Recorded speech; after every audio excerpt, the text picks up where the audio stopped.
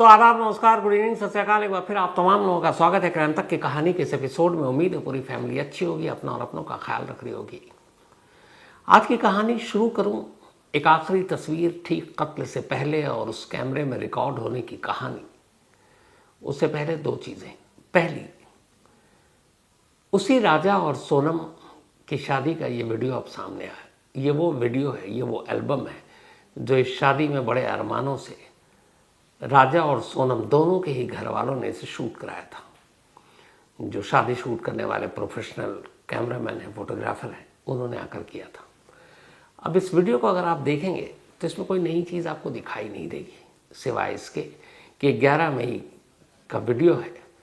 शादी, 7 फेरे सब हो चुके हैं और विदाई का वक्त है। उससे पहले के तमाम जितने भी शादी की जो रस्में होती हैं वो एक एक कर कैमरे में कैद हुई थी। क्योंकि सोनम के घर वालों या घर में भी ये उनकी किसी पहली बेटी की शादी थी, क्योंकि सोनम इकलौती बेटी थी। तो बड़े लाड प्यार से उधर शादी हो रही थी। इधर राजा सबसे छोटा बेटा था घर का, तो बेटों में भी 2 बड़े भाई, उनकी शादी हो चुकी थी, तो भी आखिरी शादी थी। तो इसीलिए दोनों परिवार ने पूरे दिल से खुलकर इस शादी के सारे इंतजाम किए थे। अब ये जो वीडियो है, इस तमाम रस्मों के साथ साथ इसमें सोनम की विदाई के वक्त माँ से, पिता से, फिर ये भाई है गोविंद, जो इसी सोनम की तलाश में 15 दिनों तक मेघालय में भटकता रहा। ये वही गोविंद है जिसको सोनम ने 8 और 9 जून की रात गाजीपुर से पहला कॉल किया, अपने ज़िंदा होने की खबर दी। ये वही गोविंद है, सोनम का भाई। जब राजा का पूरा परिवार सोनम और सोनम के घर वालों से नफरत कर रहा था, और ये सोनम का भाई होते हुए भी उस गुस्से के वक्त, उस गुस्से की घड़ी में राजा के घर गया, राजा की माँ से गले मिलकर रोया। ये वही गोविंद है। लेकिन इस वक्त उसकी बहन सोनम विदा हो रही है और वो उससे गले मिलकर रो रही है। अब ये सारी तस्वीरें देखने के बाद वही चीज़ें हैं कि भरोसा सा उड़ जाता है कि जब ये सब कुछ चल रहा है तो एक तो नॉर्मल है, चलो इसके बाद कुछ हुआ तो अचानक हुआ। लेकिन जब ये वीडियो शूट हो रहा है, ये जब सारी रस्में हो रही हैं, जब फेरे हो रहे हैं, जब मंगलसूत्र पहनाए जा रहे हैं, कैमरा ऑन है, मेहमान आए हुए हैं, दुल्हन बनी हुई है, तब भी उसके मन में ये पहले से साजिश थी कि आगे करना क्या है, क्योंकि राजा को मारने का प्लान 1 मई को ही बन चुका था और ये शादी 11 मई की थी, यानी 10 दिन बाद। तब इस नज़रिए से देखिए आप, तस्वीर पलट जाएगी कि इस वक्त सोनम दुल्हन बनी हुई है, अलग अलग उसकी तस्वीरें हैं शादी के वक्त की। अब घर वालों से विदा हो रही है। हर दुल्हन विदाई के वक्त रोती है और वो बड़ा नेचुरल है, क्योंकि पहली बार अपना घर छोड़कर एक दूसरे घर में, एक पराए घर में जाना होता है, जिसे अब हमेशा के लिए अपना बनाना है। लेकिन यहाँ अगर इस पहलू से सोचें कि ये सब कुछ हो रहा है और सोनम के दिमाग में है कि अब आगे क्या करना है, जिसके घर वो विदा होकर जा रही है उसे ही अपने हाथों से मारना है। ये पूरा वीडियो और उसके पीछे की कहानी पलट जाएगी। तो ये तस्वीरें थी सोनम की। शायद हंसते हुए तो उसकी आवाज़ भी आपने सुनी, बाकी देखी, लेकिन ये रोते हुए शादी का वीडियो। अब ये तस्वीर आपने देख ली। अब एक दूसरी तस्वीर आपको दिखाता हूं। यह तस्वीर इस शादी के वीडियो के ठीक 12 दिन बाद की है। ये 11 मई की आपने वीडियो देखी, सोनम की विदाई और शादी के रस्मों की सारी तस्वीरें और वीडियो। अब आपको 23 मई की एक वीडियो दिखाता हूं। इस वीडियो में बहुत कुछ छुपा हुआ है। दुल्हन के लिबास वाली सोनम अब वाइट शर्ट और ब्लैक ट्राउजर में आ गई है। यह वीडियो है 23 मई सुबह 9:45 का। वही 23 मई जिस दिन राजा का कत्ल हुआ था। सुबह 9:45 हुआ था और ये चेरापूंजी का नौगरियाट इलाका है। इसी नौगरियाट इलाके में ट्रैकिंग के जरिए 3000 स्टेप्स राजा और सोनम को चढ़कर ऊपर जाना था और फिर नीचे आना था। 9:45 का वक्त हुआ था। ट्रैकिंग पर जाना था, चढ़ाई 3000 स्टेप की थी, तो आने जाने में आराम से कम 3 घंटा, क्योंकि सांस फूलेगी, आप रुकेंगे, आराम करेंगे। तो ये मानकर चले थे, इसीलिए सुबह सुबह निकले थे सोनम और राजा। हालांकि वो और पहले निकले थे, लेकिन यहाँ तक पहुँचते पहुँचते सुबह के 9:45 हो चुका था। और मैं 9:45 से एग्जैक्ट इसलिए बता रहा हूँ कि जो रिकॉर्ड हुआ था कैमरे में उस वक्त टाइम यही था, 9:45 AM। तो सुबह 9:45 का वक्त था। केरापूंजी का नौगरियाट इलाका। एक यूट्यूबर है देवेंद्र, वो जा रहे थे, यहाँ पर एक डबल डेकर रूट ब्रिज है इसी चेरापूंजी में, बड़ा फेमस है, टूरिस्टों के लिए एक अट्रैक्टिव सेंटर है वो। तो डबल डेकर रूट ब्रिज, उसे देखने और उसे शूट करने के लिए देवेंद्र अक्सर ये काम करते रहते हैं। तो 23 मई की सुबह ये भी निकले और उस ब्रिज को देखने के लिए ये पहले ऊपर से अब वापस आ रहे हैं, लौट रहे हैं। जब लौट रहे हैं, इन्हें कुछ पता नहीं है, कैमरा ऑन है और संकरे रास्ते से आप देखेंगे बराबर में खाई है, बहुत पतली सी सड़क है, ऊबड़ खाबड़ रास्ता है। तो देवेंद्र तो नीचे की तरफ जा रहे हैं, कैमरा ऑन है। और इसे एक्सीडेंट कहिए या इत्तफाकन कहिए कि लौटते वक्त अचानक कैमरे में सोनम और राजा कैद हो जाते हैं, देवेंद्र के जो यूट्यूबर है। और उन्हें कुछ पता नहीं, क्योंकि 23 तारीख सोनम राजा को क्यों जानेगा। इंदौर के एक आम परिवार हनीमून मनाने के लिए वहाँ गए हैं, कोई ऐसा काम नहीं किया है, कोई ऐसा क्राइम नहीं किया है, तो फिर एक आम लोग मीडिया, सोशल मीडिया में उनकी तस्वीरें क्यों आएंगी। अब रास्ते में बहुत सारे ऐसे शूट किया देवेंद्र ने और वो चले गए। अब इस कैमरे में अगर ध्यान से देखें तो जब वो नीचे की तरफ जा रहे हैं तो सामने दूर से एक लड़की और एक लड़का ऊपर की तरफ आ रहा है। आगे आगे लड़की है, पीछे पीछे एक लड़का है। लड़की ने वाइट शर्ट पहन रखी है, लड़की ने एक ब्लैक ट्राउज़र पहन रखा है। उसके कंधे पे एक स्लिम बैग है और हाथ में एक डंडा है, क्योंकि ऊंचाई है तो बैलेंस बनाने के लिए उस डंडे को पकड़े हुए है। तो लड़की आगे आगे चल रही है। अब ठीक उसके पीछे एक लड़का है जिसने बनियान पहन रखी है, जिसने ट्राउज़र पहन रखी है ब्लैक कलर की। उसके कंधे पे भी कुछ कपड़े टंगे हुए हैं, शायद चढ़ाई की वजह से गर्मी लगी और वो बनियान में है। उसके भी कंधे पे एक छोटा सा बैग है और बाएं हाथ में पानी के 2 बोतल।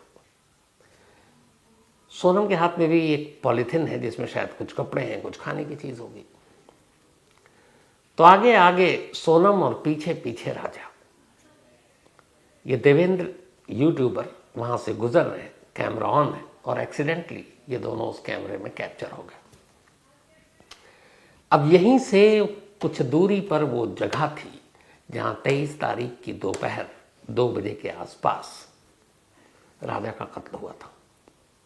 यहीं ऊपर चढ़ाई जाने के बाद वो एक टूरिस्ट स्पॉट, एक सेल्फी पॉइंट आता है और वो जगह मैंने आपको दिखाई थी। वो यही जगह जहाँ पे ऊंची ऊंची रेलिंग है।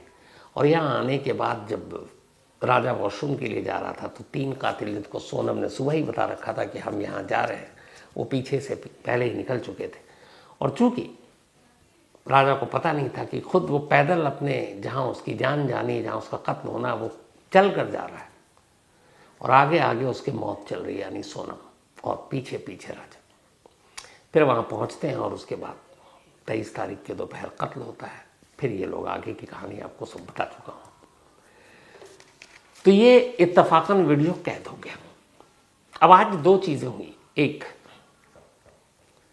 जो राजा के भाई हैं सचिन रघुवंशी, उन्होंने एक बड़ा सनसनीखेज इल्ज़ाम लगाया। उन्होंने कहा है कि जब से ये शादी हुई और दोनों मिसिंग हुए, ख़ासतौर पर मिसिंग वाली बात है 23 मई को, उसके बाद से सोनम के घर वालों ने अजीब अजीब हरकतें शुरू कर दी थी, ख़ासतौर उसके पेरेंट्स ने, माँ और बाप ने। उनका कहना था कि बहुत सारे तांत्रिक के घर गए, कुछ तांत्रिक से बाहर मिले, वहाँ अजीब अजीब तरह की इन्होंने जो भी अनुष्ठान है वो कराए। और सचिन ने बाकायदा कैमरे पर आकर एक इल्ज़ाम लगाया जो अजीब है। उनका कहना है कि राजा की मौत सिर्फ लव अफेयर सोनम और राज कुशवाहा की वजह से नहीं हुआ, बल्कि एक तंत्र मंत्र का खेल भी है। अब हालांकि ये बात कितनी हजम होगी मुझे नहीं मालूम, क्योंकि कम से कम मैं इन चीज़ों पे बिलीव नहीं करता। लेकिन राजा रघुवंशी के भाई सचिन रघुवंशी का कहना है कि शादी से पहले सोनम के पिता को 2 बार दिल का दौरा पड़ा और वो हार्ट पेशेंट थे। उम्र करीब 60 साल है और इसलिए ये शादी जल्दी जल्दी हुई कि पता नहीं क्या हो जाए 11 मई को, वरना राजा के घर वाले तो शादी बाद में करना चाहते थे। तो राजा के भाई सचिन का कहना है कि असल में अपने पिता की जान बचाने के लिए सोनम तंत्र मंत्र और ज्योतिष और इन चक्करों में थी, और अपने पिता को इस मुसीबत से निकालने के लिए उसे किसी की जान लेनी थी, शायद किसी तांत्रिक ने उसे कहा, और उसने इस काम के लिए राजा को चुना, यानी अपने पति को। ये सचिन का इल्ज़ाम है। सचिन इस इल्ज़ाम के साथ 2 बातें और कहते हैं। वो कहते हैं कि जब राजा और सोनम गायब हुए और उसके बाद सिर्फ सोनम के घर वालों ने सोनम की उल्टी तस्वीर लगाई, क्योंकि उनके ज्योतिष तांत्रिक ने कहा था ऐसा करने से वो लौट आएगी, जबकि राजा भी गायब था। तब तक लाश नहीं मिली थी 2 जून को। तो फिर उनके घर वालों ने अपने दामाद की उल्टी तस्वीर क्यों नहीं लगाई थी? तो उनका ये भी इल्ज़ाम है कि इसमें सिर्फ सोनम नहीं बल्कि बहुत हद तक सोनम की माँ भी शामिल है, और पुलिस को इस पहलू से जांच करनी चाहिए। अब हालांकि मेघालय पुलिस ने कहा है कि सोनम को किन किन लोगों ने शेल्टर दिया, वो किन किन लोगों के कांटेक्ट में थी, किसने फाइनेंशियली मदद की, इसमें अगर फैमिली का कोई मेंबर होगा तो वो उसको भी बुलाएंगे, पूछताछ करेंगे, ज़रूरत पड़ी तो हिरासत में लेंगे।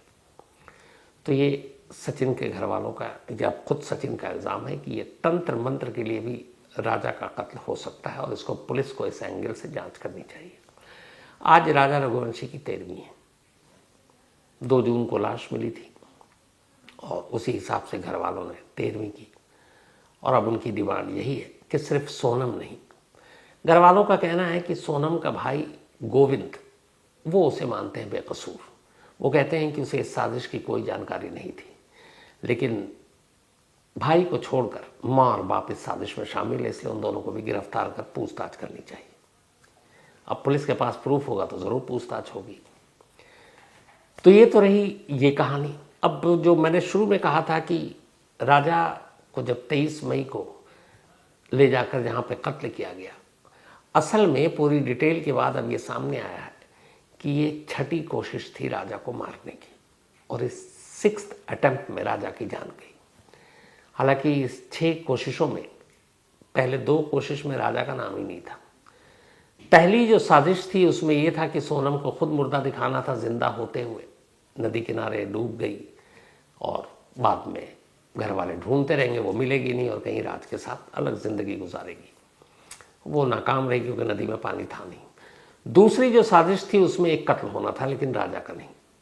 साजिश ये थी कि सेम सोनम के कदकाठे की एक लड़की को लाया जाएगा एक सुनसान जगह पर, उसको जला देंगे, अपनी स्कूटी जला देंगे, आग लगा देंगे, उसको अपना कपड़ा पहना देगी सोनम, लाश मिलेगी, शिनाख्त होगी नहीं, और मैसेज यही जाएगा कि सोनम मर गई। पर इसमें एक लड़की का कत्ल होना था, तो ऐसी कोई लड़की मिली नहीं, उस जगह तक ले जाए नहीं पाए ये लोग, तो दूसरा आइडिया भी ड्रॉप। इसके बाद तीसरे आइडिया पे जब काम हुआ तब पहली बार राजा का नाम आया कि उसे मारना है। और फिर 11 मई की शादी और 20 मई को ये गुवाहाटी पहुंचते हैं। पहली कोशिश मतलब अब तीसरी, पहली 2 में राजा नहीं था, लेकिन अब तीसरी से राजा की एंट्री हो गई, उसकी मौत। 1 मई को ही ये डिसाइड हो गया था कि अब राजा को मारना, जब 2 प्लानिंग नाकाम रही। तो फिर ये था कि 20 मई को गुवाहाटी में जाते ही मार देना है। कातिल तीनों 19 को ही पहुंच चुके थे। तीसरी कोशिश और पहला अटेम्प्ट राजा रघुवंशी पर 20 मई को हुआ गुवाहाटी में, लेकिन तैयारी पूरी थी पर सुनसान जगह नहीं मिली, तो वो कोशिश नाकाम। रात गुजरी, चूंकि होटल में थे, आसपास भीड़ थी, कातिलों को मौका नहीं मिला। अब इसके बाद 21 तारीख को सोनम अचानक प्लान बनाती मेघालय जाने की, अब वो मेघालय पहुंच गया।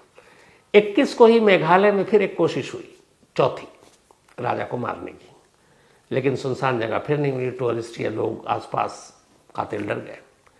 इसके बाद 22 तारीख को 5वीं कोशिश हुई फिर राजा को मारने की, लेकिन ऐसी जगह पे, वो ऐसी लोकेशन पे पहुंच नहीं पाए, मौसम भी ख़राब था, बारिश हो रही थी, तो 5वीं कोशिश भी नाकाम। फिर 6ठी और आखिरी कोशिश थी 23 मई की दोपहर को, और 6ठी कोशिश में सोनम अपने खूनी इरादे में कामयाब रही, और आखिरकार राजा का कत्ल हो गया। और कत्ल से पहले का यही वो वीडियो एक्सीडेंटली एक यूट्यूबर के कैमरे पे रिकॉर्ड हो गया था। इस वीडियो में देखकर आपको कहीं भी एहसास नहीं होगा कि बस अपने दिल दिमाग में एक साजिश को लेकर इस डंडे के सहारे इस पगडंडी पर सोनम चल रही है, बिल्कुल नॉर्मल आम। और पीछे पीछे उससे भी ज़्यादा बेखबर बेचारा राजा रघुवंशी चल रहा है। आगे आगे पत्नी, पीछे पीछे पति। पत्नी मौत की तरफ ले जा रही, पति को अंदाज़ा ही नहीं है। आगे आगे जो उसको लेकर चल रही है वही उसे ले जाकर मारने वाली है, इसका ज़रा सा भी अंदाज़ा नहीं था। तो इसीलिए कई बार तस्वीरें, वीडियो, ये सब जो आप देखते हैं उस पर आंख बंद करके भरोसा न करें। चाहे वो शादी का वीडियो हो, विदाई के आंसू हो सोनम के, या इस पगडंडी पर आगे आगे चलना और पीछे पीछे उस शख्स को लेकर चलना, पीछे पीछे जिसे आगे ले जाकर मारना है। कुछ नहीं कहा जा सकता। तो इसी के साथ इस कहानी में फिलहाल इतना ही, लेकिन ख़त्म करूँ उससे पहले वही अपना सिलसिला। आज प्रवीण सैयद, इनका बर्थडे है, तो हैप्पी बर्थडे प्रवीण। और ये रफ़ीक एंड सुहेल सैयद इन्होंने भेजा है। इसके अलावा सुखबीर सैनी जी, इनका भी आज बर्थडे है, तो हैप्पी बर्थडे सुखबीर जी। और ये भेजा है करण भाटिया ने। साथ ही रोज़ा राजवथना मैत्री जी, इनका भी आज बर्थडे है, तो हैप्पी बर्थडे रोज़ा जी। और ये रीटा मेंडोजा, उनकी मदर है। इसके अलावा विकास महेरिया का भी आज जन्मदिन है, तो हैप्पी बर्थडे विकास साहब। और ये भेजा है मुकेश बेनीवाल ने। हिमांशु उर्फ सोबू गिलहरे, इनका भी आज बर्थडे है, तो हैप्पी बर्थडे हिमांशु साहब। और ये भेजा है विजय, मीना एंड महक ने। हरप्रीत कौर का भी आज बर्थडे है, तो हैप्पी बर्थडे हरप्रीत जी। और ये आकाश मार्कंडे जी की वाइफ। साथ ही अयान गौर, इनका भी आज जन्मदिन है, तो हैप्पी बर्थडे अयान। और ये भेजा Vishal and Neha Gaur and family ने, इनके दादा दादी सभी लोगों ने। साथ ही मिन्हा फातिमा, इनका भी आज बर्थडे है, तो हैप्पी बर्थडे मिन्हा। और ये भेजा है फिरदौस एंड शफीक ने, उनकी बेटियां हैं। इसके अलावा परमानंद उपाध्याय का भी आज जन्मदिन है, तो हैप्पी बर्थडे परमानंद साहब। तो साथ ही कहानी में आज इतना ही। अब आपसे मुलाकात होगी कल रात 9 बजे किसी नई कहानी के साथ। तब तक अपना और अपनों का ख्याल रखिएगा। Thank you very much.